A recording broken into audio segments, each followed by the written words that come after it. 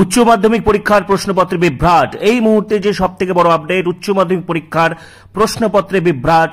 বাংলা পরীক্ষায় সবাইকে অতিরিক্ত 4 নম্বর।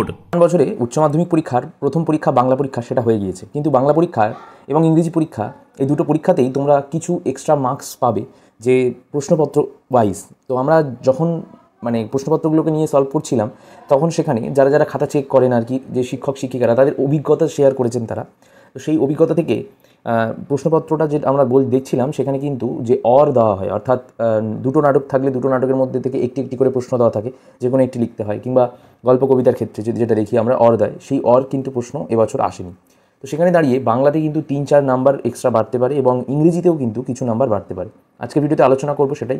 ভিডিওটা প্রথম থেকে শেষ অবধি মনোযোগ সহকারে স্কিপ না করে দেখবে। ভালো লাগলে অবশ্যই একটি লাইক করবে, চ্যানেলে প্রথম হলে চ্যানেলটিকে সাবস্ক্রাইব করে পাশে নোটিফিকেশন বেল আইকনে প্রেস করে অল অপশনে ক্লিক করে আমাদের এই পরিবারের সদস্য হয়ে যাবে।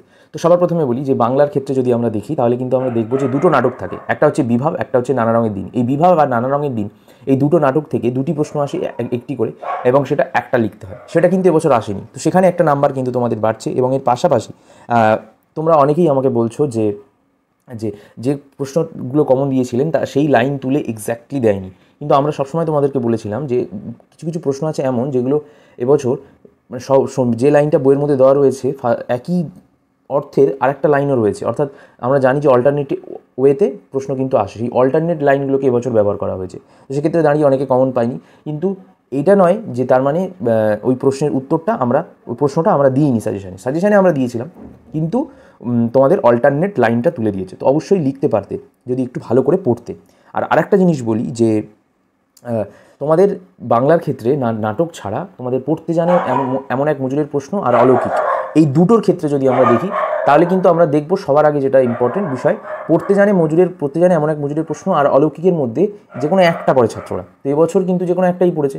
তো সেখানে দাঁড়িয়ে দুটো থেকেই কোশ্চেন আসেনি।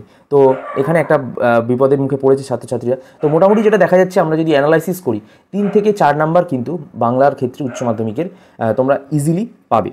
তো এটা আনঅফিসিয়ালি বললাম, অফিসিয়ালি অবশ্যই জানালে তোমাদেরকে আমরা সেটা নোটিশ দিয়ে ভিডিও করে দেখিয়ে দেবো। তো এর পাশাপাশি তোমাদেরকে বলি আরও কিছু কথা ইংরেজি নিয়ে। ইংরেজির ক্ষেত্রেও কিন্তু এরকম অনেক প্রশ্ন দেখা গেছে, যেগুলো কিন্তু প্যাটার্ন বহির্ভূত, অর্থাৎ মডেল প্রশ্ন বহির্ভূত। তো আমরা দেখেছি, আমরা সিলেবাস বহির্ভূত বলবো না, বাট প্যাটার্ন বহির্ভূত, প্যাটার্নে ভুল, এবং যে ভুলের কারণে ছাত্রছাত্রীরা নাম্বার তুলতে পারতো যে জায়গাটায়, সেই জায়গাটায় কিন্তু আটকে গেছে।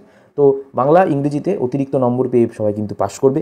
এবং এর পাশাপাশি তোমাদের কিছু কিছু জিনিস অনেকে কমেন্ট করেছো, সেই কমেন্টগুলো তোমাদেরকে বলবো। একটা কমেন্ট কমন করেছো সকলে প্রায় একই, যে ভারতবর্ষ গল্প থেকে কেন প্রশ্ন এলো না, আসার তো কথা ছিল। দেখো, তোমাদের একটা উদ্দেশ্যে একটা কথা বলি, প্রশ্ন যখন যারা করে তাদের উদ্দেশ্য কী থাকে, সেটা যদি আমাদের জানা থাকতো পুরোপুরি 100%, সেটা কিন্তু তাহলে আমরা প্রশ্নপত্রটাই ধরে তোমাদের দিয়ে দিতে পারতাম।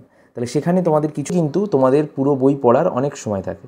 তো গোটা বছরে তোমরা পুরো বই পড়ে নিতে পারতে।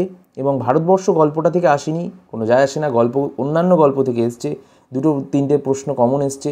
আবার কবিতা থেকেও প্রশ্ন কমন এসছে, প্রবন্ধ রচনা থেকেও কিন্তু কমন এসছে। তো সেক্ষেত্রে যদি আমরা দেখি, এবছরের এই উচ্চ মাধ্যমিকের বাংলা পরীক্ষার এবং ইংরেজি পরীক্ষার ক্ষেত্রে নম্বর কিন্তু সকলের বাড়ছে, ভালোভাবে সবাই পাস করছো, এটাই কিন্তু আপাতত আপডেট।